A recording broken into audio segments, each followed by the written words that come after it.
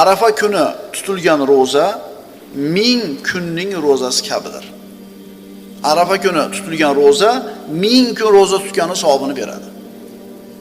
Kecha Arafat kuni roza tutgan birodarlar muborak bo'lsin shu bashorat. Payg'ambarimiz sollallohu alayhi vasallam Abi Qatodadan rivoyat qilingan so'zda aytadilar: "Savmu Arafata kaffaratu sanatin qablahu va sanatin ba'dahu." Arafat kuni tutilgan roza 2 yilga kafforat. Ya'ni avvalgi 1 yil va keyingi 1 yil. Payg'ambarimizning yana bir hadislarida Arafat kungi roza 1 yil avval o'tgan gunohlar va 1 yildan keyin keladigan gunohlarning kafforati bo'lishini umid qilaman deganlar. Mana uchala hadisni qo'shadigan bo'lsak, demak Arafa kuni roza tutgan odam, Arafat kuni roza tutgan odam 1 yil avvalgi gunohlarning kechirishiga sabab ish qildi. Yana 1 yil kelajakda qiladigan gunohlarini kechirishiga sabab ish qildi. Kim kecha roza tutgan bo'lsa, birodarlar, muborak bo'lsin. Alloh qabul qilgan bo'lsin. Bismillahirrohmanirrohim.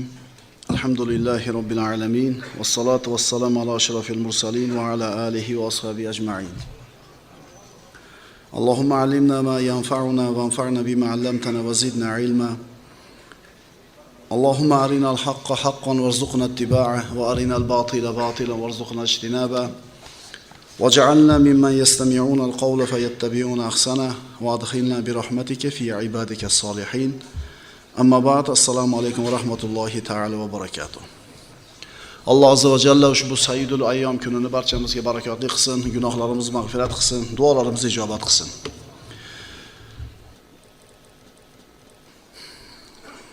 To'rtinchi matn. Muridul khayri va sharril qabihi, walakin laysa yarda bil muhali. Yaxshini ham, qabih yomonni ham iroda qilguvchidir, lekin kufr va ma'siyatlarga rozi emas. Mana shartlaymiz. Nazmi bayoni: yaxshi yu yomonga irodasi bor, lek yomon ishlarga rozi emas zinhor. Bu darsimizga kirishlikdan avval birodarlar bir savol bilan boshlayman bu darsimizni. Alloh gunoh ma'siyat bo'lishligini xohlaydimi? Xohlamaydi. Savob bo'lishini xohlaydimi? Xohlaydi. Alloh xolamagan ish bo'ladimi koinotda? Alloh xolamagan ish bo'ladimi koinotda? Alloh taolo gunoh ma'siyat bo'lishini xohlaydimi? Bo'lyapti-yu. Tushundinglar? Alloh xolamagan ish bo'lmaydi koinotda. Gunoh ma'siyat bo'lishini xohlamaydi. Qotillik, zino, o'g'irlik. Ammo Alloh xolamayotgan qotillik, zino, o'g'irlik, tarozdan urish bo'lyapti-yu. Unda Alloh xolamagan narsa ham bo'lar ekan-da hayotda degan vahimni shayton kallanglarga olib keladi. Bo'lmaydi deyapmiz, lekin bo'lyapti. Nima deb javob beramiz shunga? Qotillik bo'lmasin deyapti, Alloh xolamaydi, qotillik bo'lyapti. Tarozdan urish bo'lmasin, yolg'on bo'lmasin, Alloh xolamayapti, ammo bo'lyapti bular. Mana shu bayt siz bilan bizga shu narsani tushuntirib beradi. Yaxshi ish ham, yomon ish ham Allohni xohishi bilan, irodasi bilan vujudga keladi. U zot iroda qilmagan biror narsa vujudga kelmaydi. Bu bizning aqidamiz. Alloh xolamagan narsa bo'lishi mumkinmi? Yo'q. Alloh gunoh ma'siyatni xohlaydimi? Yo'q. Ammo hayotga qarasangiz, bu narsalarni Alloh xohlamasa ham hayotda bular bo'lyapti. Endi biz aytamiz, iroda, xohish bir narsa, yaxshi ko'rish, rozi bo'lish ikkinchi narsa. Xohlash, iroda qilish bir narsa, rozi bo'lib yaxshi ko'rishlik ikkinchi narsa. Bugungi suhbatimizning mavzusi shu. Misol uchun, bir inson bir ishni yaxshi ko'rmaydi, ammo qilaveradi. Qiladi, yaxshi ko'rmaydi, rozi bo'lmaydi. Xohlash bitta narsa, rozi bo'lish ikkinchi narsa. Masalan, ofitsiant shashlik ko'rani oldiga borishlikni yomon ko'radi. Shashlikni hidini yomon ko'radi. Xolamaydi, lekin mijoz zakaz qilsa, ko'rani oldiga boradi. Shashlikni hidini hidaydi, ko'taradi, olib kelib beradi. Shunda ofitsiant o'zi yaxshi ko'rmagan, xolamagan ishini qilaveryapti. lekin uni yaxshi ko'rmayapti, unga rozi bo'lmayapti. Alloh gunoh ma'siyat bo'lishini xohlamaydi, yaxshi ko'rmaydi, lekin bandalar shu ishni qilsa, Alloh taolo yo'l berib qo'yaveradi. Tushundinglarmi? Yaxshi va yomon barchasi Alloh taoloning irodasi bilan vujudga kelgan bo'lsa-da, yomon ishlardan rozi bo'linmagan, bandalarning xohishiga muvofiq yaratilgan ishlar hisoblanadi.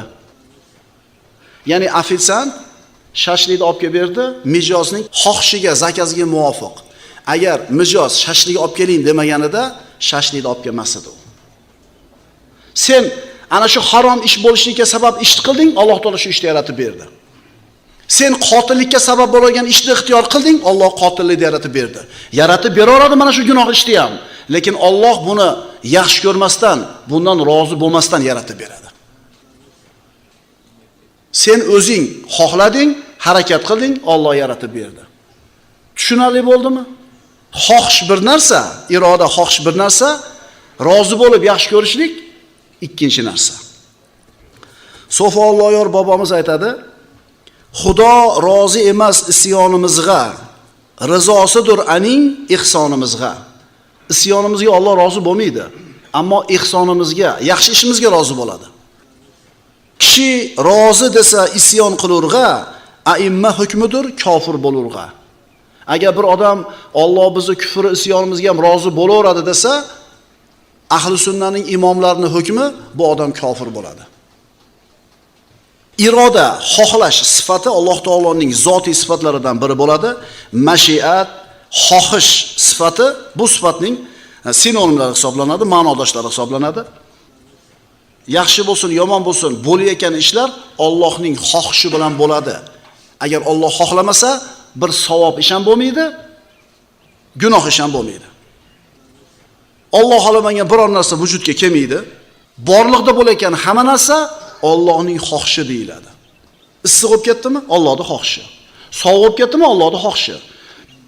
Rizqimiz tangmi? Allohning xohishi. Rizqimiz kengmi? Allohning xohishi. Bandalar ana shu rizqini tang bo'lishi yoki keng bo'lishiga sababni qildi. Bittasi mo'l ko'lchilikni zakos qilib oldi, bittasi faqirlikni zakos qilib oldi. Ya'ni yaxshilik ham yomonlik ham Allohning irodasi bilan bo'ladi degani, Alloh xohlamasa hech qanday ish bo'lmaydi degani bo'ladi. Masalan, avariya bo'ldi. Avariyani qilib qo'yib turib, ma'dagi yosh bola aytadiki, Alloh xohlabdi-da deydi. Yo'q, sen sherigini qisib yo'lda streshga chiqarib yuboruvding, obgon qilayotganda, borib urdi. Sen shu avariyani zakos qilding, fe'ling bilan, harakating bilan, xohishing bilan, Alloh avariyani yaratib berdi. Endi Allohni aybdor qilma. Sen obgonga chiqqanda tormozni bosib o'tkazib olganingda nima bo'lmas edi? Hech qanday mehnat qilmaydi. Pulini tejab ishlatmaydi. Pulini ko'payishiga sabab ish qilmaydi. Tijoratga, hunarga, kasb-korga urmaydi-da, o'tirib olib, Alloh xohlagan ekan deydi, kambag'al bo'lishimiz deydi. Yo sen mana o sabablarning hammasini qil, shunda ham qo'lingda bir narsa to'planmasa, endi ayt. Demak, Alloh nima qilmagan ekan?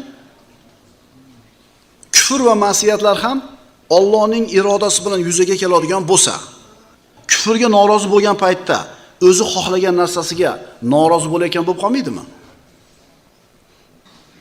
Alloh taolo xohlamasa kufr bilan ma'siyat ham bo'lmas ekan. Alloh xohlabdi, kufr ma'siyat bo'libdi. Endi Alloh o'zi xohlagan narsaga o'zi norozi bo'lib qolayotgan bo'lmayaptimi? Bu savolga ahli sunna ulamolari ha, rozi bo'lmaydi, chunki iroda boshqa narsa, rozilik boshqa narsa deydi. Banda kofir bo'lishni xohlab, kofirlik ishini qildimi, Alloh yaratib beraveradi. Xohladi kofir bo'lishini, lekin rozi emas bunga.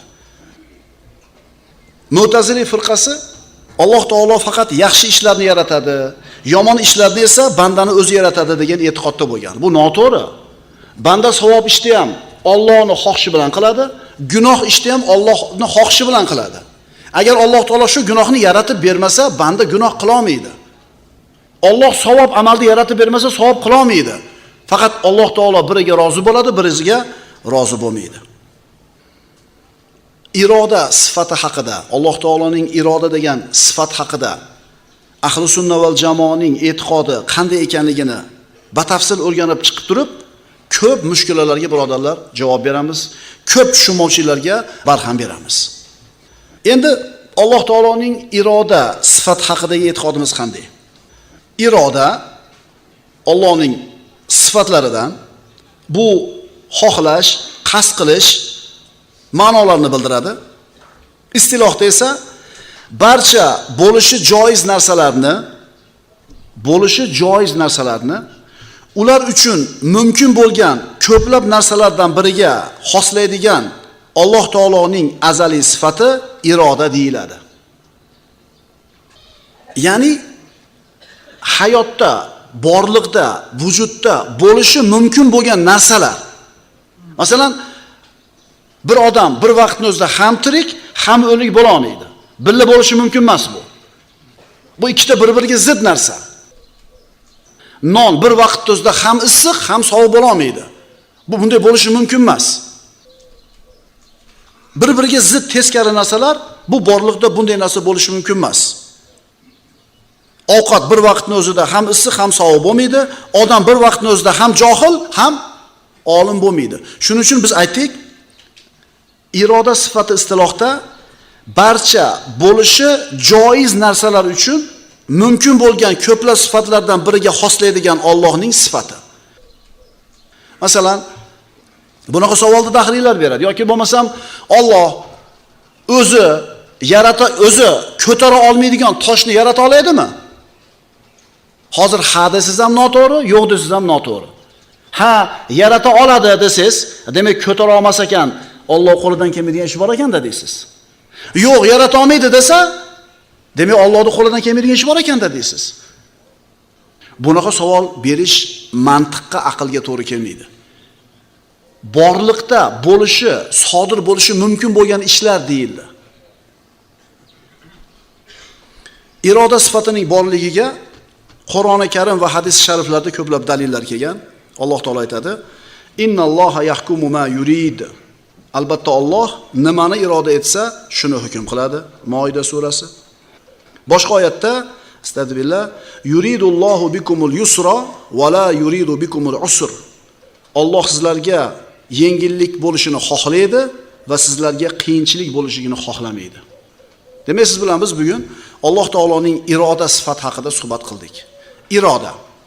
Alloh azza va jalla yaxshilikni ham, yomonlikni ham sodir bo'lishini xohlayveradi. Bandalar talabiga ko'ra yaratib beraveradi, lekin toat, ibodatdan rozi bo'lib, yaxshi ko'rib yaratib beradi, gunoh, ma'siyatdan norozi bo'lib, buni yaxshi ko'rmasdan yaratib beraveradi. Aqulu qawli hada va astaghfirulloh li va lakum. Assalomu alaykum.